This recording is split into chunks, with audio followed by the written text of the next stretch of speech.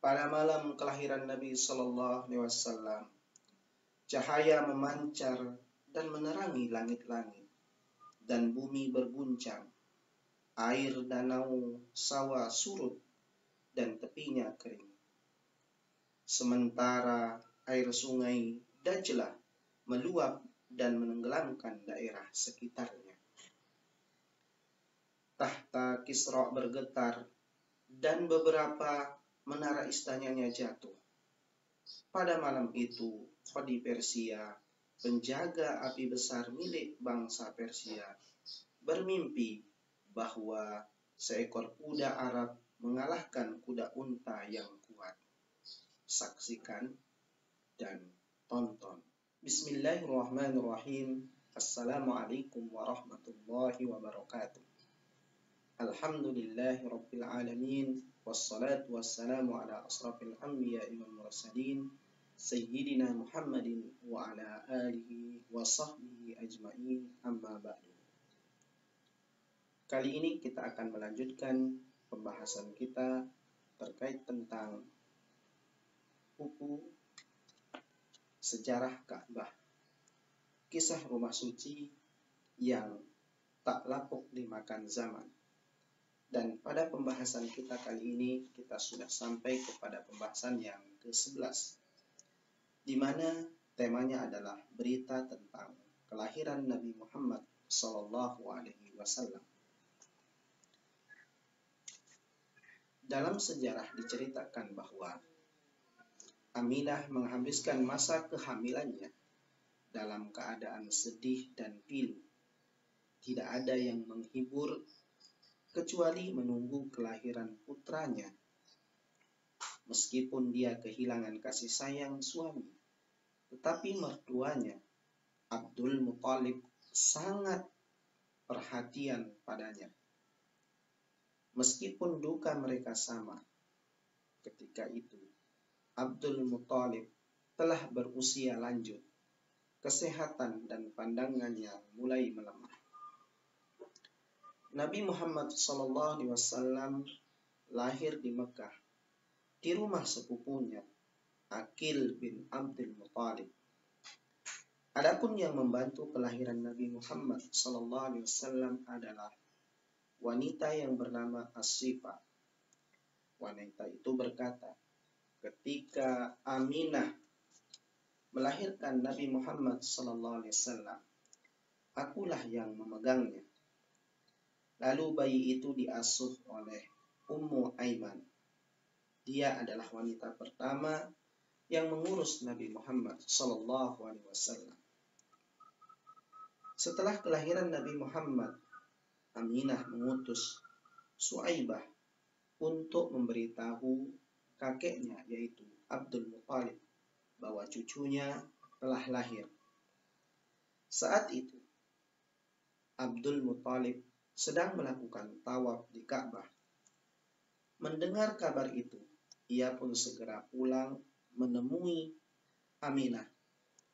Aminah berkata kepada Abdul Muthalib, telah lahir seorang anak laki-laki, temuilah dan lihatlah dia. Abdul Muthalib lalu melihat bayi itu. Kemudian Aminah memberitahu bahwa Abdul Muthalib tentang mimpinya saat mengandung, juga tentang nama untuk bayi itu. Abdul Muthalib lalu membawa bayi itu ke dalam Ka'bah dan berdoa serta bersyukur atas karunia tersebut. Lalu ia keluar dan menyerahkan bayi itu pada Aminah. Bayi yang baru lahir itu pernah sakit selama 3 hari, lalu sembuh. Saat masih bayi, beberapa hari setelah kelahirannya, selain sang ibu, Nabi Muhammad SAW juga disusui oleh Suaibah. Dia adalah seorang budak milik pamannya, yaitu Abu Lahab. Ketika Suaibah mengabarkan kelahiran Nabi Muhammad pada Abdul Muthalib dan Abu Lahab, Abu Lahab langsung memerdekakan dan dari perbudakan. Saat bayi, Nabi Muhammad disusui oleh Suaibah bersama anaknya sendiri yang bernama Masruh. Tapi hanya beberapa hari saja. Suaibah adalah wanita penyayang dan menyusui banyak anak. Di antaranya adalah Abu Sufyan bin Harith bin Abdul Muthalib dan Abu Salimah bin Abdul Asad. Jadi keduanya adalah saudara persusuan Nabi Muhammad SAW. Tidak ada yang bisa memastikan keislaman Suaibah atau putranya Masruh. Tetapi Nabi Muhammad SAW senantiasa menyambung tali silaturahim meskipun telah pindah ke Madinah. Bahkan ketika penaklukan Mekah, Nabi Muhammad SAW menanyakan mereka berdua. Ternyata beliau berdua sudah meninggal dunia. Para ahli sejarah bercerita dan berbeda pendapat tentang tahun kelahiran Nabi Muhammad SAW. Sebagian besar berpendapat beliau dilahirkan bertepatan dengan tahun gajah, tepatnya pada tahun 570 Masehi. Ibnu Abbas menyebutkan bahwa Nabi dilahirkan pada tahun gajah. Sebagian lain menyebutkan beliau dilahirkan 15 tahun sebelum tahun gajah. Ada juga yang pendapat beliau adalah lahir beberapa hari atau beberapa bulan setelah tentara gajah. Bahkan beberapa tahun setelahnya. Ada yang berkata 30 tahun dan ada juga yang sampai berkata 70 tahun. Para ahli sejarah juga berbeda pendapat tentang bulan kelahiran beliau. Kebanyakan berpendapat Nabi dilahirkan pada bulan Rabiul Awal. Ada yang berpendapat bulan Muharram dan ada pula yang berpendapat bulan Safar. Sebagian ada yang mengatakan bahwa beliau dilahirkan pada bulan Ramadan. Demikian juga para ahli sejarah berbeda pendapat tentang tanggal dan hari lahir Nabi Muhammad SAW. Ada yang berpendapat beliau lahir hari kedua dari bulan Rabiul Awal. Ada juga yang berkata hari ke-8 atau ke-9. Tetapi kebanyakan mengatakan bahwa Nabi lahir pada tanggal 12 Rabiul Awal. Sebagaimana yang dikutip oleh Ibnu Hisham dalam sirahnya, beliau berkata, Rasulullah SAW lahir pada hari Senin 12 Rabiul Awal tahun gajah. Dan inilah yang paling populer dan dipakai di berbagai negara, termasuk di negara tercinta, yaitu Indonesia. Az-Zubair berkata bahwa Nabi lahir pada bulan Ramadan. Ini sesuai dengan pendapat yang mengatakan bahwa ibu Nabi Muhammad SAW hamil pada hari-hari tasyrik. Mereka juga berkata bahwa pasukan gajah datang ke Mekah pada bulan Muharram dan Nabi lahir 50 hari setelah peristiwa itu. Sejarawan Al-Masudi menetapkan kelahiran Nabi sebagai berikut. Beliau mengatakan yang benar adalah beliau lahir 50 hari setelah datangnya pasukan gajah. Kedatangan pasukan ini ke Mekah adalah pada hari Senin, Senin 13 hari terakhir bulan Muharram. 882 tahun Masehi setelah masa Zulkarnain. Kedatangan Abraha ke Mekah adalah pada tanggal 17 Muharram. Ini adalah awal Hajjah Al-Qadar, yaitu sebuah peristiwa sekelompok orang membawa persembahan kepada Ka'bah. Dan pada tahun ke-40 dari naiknya tahta Raja Kisra, Anwasirwan, yaitu Raja Anwashirah, kelahiran Nabi pada hari ke-8 bulan Rabiul Awal pada tahun ini di Mekah. Sejarawan Kausim de Perceval berpendapat bahwa kelahiran Nabi adalah pada hari ke-55 dari kekalahan Abraha bin Aslam dalam peristiwa pasukan gajah. Almarhum Mahmud Falaki Al-Misri juga telah meneliti tanggal kelahiran Nabi. Ia berdepatan dan berpendapat bahwa Nabi lahir pada pagi hari tanggal 9 Rabiul Awal pada tahun 571 Masehi, dan tidak masalah jika bulan Arab digabungkan dengan bulan Masehi. Karena saat itu penanggalan Arab belum ada, tetapi bulan-bulan Arab telah dikenal. Pendapat yang kuat adalah bahwa ibunda Nabi Muhammad SAW mengandung beliau pada musim semi dan melahirkan pada musim gugur. Penelitian modern telah membuktikan bahwa musim gugur adalah saat kelahiran anak-anak luar biasa, sebagaimana yang tercatat di dalam kitab Syarah al-Islam wal Baqal al-Anbiya karya Lutfi Jum'ah. Qais bin Makhzumah juga berbicara tentang kelahiran Nabi Muhammad SAW.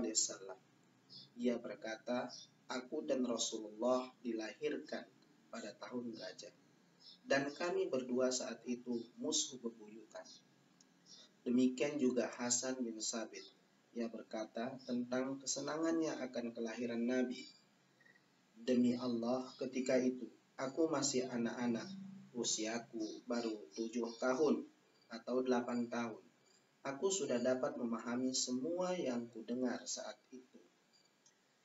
Seorang Yahudi berteriak sekeras-kerasnya di atas sebuah tempat tinggi di Yastrib, "Wahai kaum Yahudi, berkumpullah." Lalu mereka berkumpullah semua. "Ada apa?" kata mereka. Mereka berkata, "Malam ini telah terbit bintang Ahmad bersama kelahirannya." Di kalangan bangsa Arab, tidak ada yang memiliki nama Muhammad sebelum kelahiran Nabi, kecuali 3 orang. Itu pun karena orang tua mereka pernah mendengar bahwa di Hijaz akan lahir seorang Nabi. Mereka ingin agar Nabi itu adalah anak-anak mereka, maka diberilah nama Muhammad. Mereka adalah Muhammad bin Sufyan bin Mujasi, kakak dari penyair Parazak. Kedua, Muhammad bin Uhaihah bin Jallah bin Husyairi. Dan yang ketiga adalah Muhammad bin Hamran bin Rabi'ah. Bapak-bapak mereka telah banyak berkunjung ke kerajaan dan mereka juga mengetahui tentang kitab generasi terdahulu. Kitab itu menyatakan bahwa akan lahir seorang nabi. Ketika mereka pergi, masing-masing meninggalkan istrinya dalam keadaan hamil. Maka mereka bernazar jika anak mereka laki-laki akan diberi nama Muhammad. Ternyata ketiga yang lahir laki-laki dan diberi nama Muhammad. Hari ke-7 setelah kelahiran Nabi, Abdul Muthalib memerintahkan untuk mengorbankan beberapa ekor unta dan mengundang orang-orang Quraisy untuk datang dan makan. Ketika mereka tahu bahwa yaitu diberi nama Muhammad, mereka bertanya, mengapa Abdul Muthalib tidak menggunakan nama-nama moyang mereka? Abdul Muthalib menjawab, "Aku ingin agar anak ini menjadi terpuji di langit dan di bumi karena akhlaknya." Sumber-sumber klasik menyebutkan beberapa riwayat dan tidak ada salahnya jika kita memaparkan sebagian dari riwayat tersebut. Disebutkan bahwa dalam riwayat-riwayat ini bahwa Aminah tidak mengalami kesulitan apapun, baik ketika mengandung Nabi atau ketika kelahirannya. Pada malam kelahiran Nabi, cahaya memancar dan menerangi langit dan bumi berguncang. Air danau sawah surut dan tepinya kering. Sementara air sungai Dajlah meluap dan menenggelamkan daerah sekitarnya. Tahta Kisra bergetar dan beberapa menara istananya jatuh.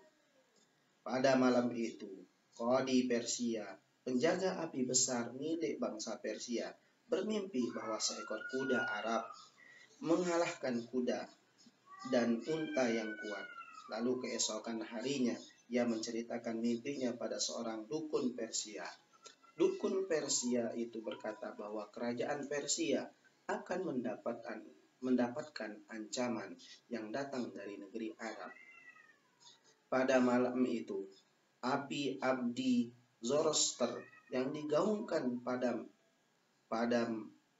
api itu telah menyala ribuan tahun dan tidak pernah padam. Seluruh berhala di muka bumi berjatuhan. Para malaikat mengusir setan yang berada di bintang-bintang dan memaksa mereka untuk pindah ke dasar-dasar lautan. Ada juga yang mengatakan bahwa Nabi Muhammad lahir ketika munculnya planet Jupiter yang merupakan tanda kebahagiaan dan kemakmuran tahun itu. Kelahiran beliau adalah tahun kemenangan dan kebaikan, karena sebelumnya kaum Quraisy mengalami paceklik yang sangat mendalam dan kesulitan yang sangat menyusahkan. Saat itu, bumi menjadi hijau dan pohon-pohon berbuah, dan Mekah mendapatkan kebaikan yang berlimpah dengan hadirnya sang rahmatan lil alamin, yaitu Nabi Muhammad SAW. Itulah kisah bagaimana kelahiran Nabi Muhammad SAW. Terima kasih atas perhatiannya. Assalamualaikum warahmatullahi wabarakatuh.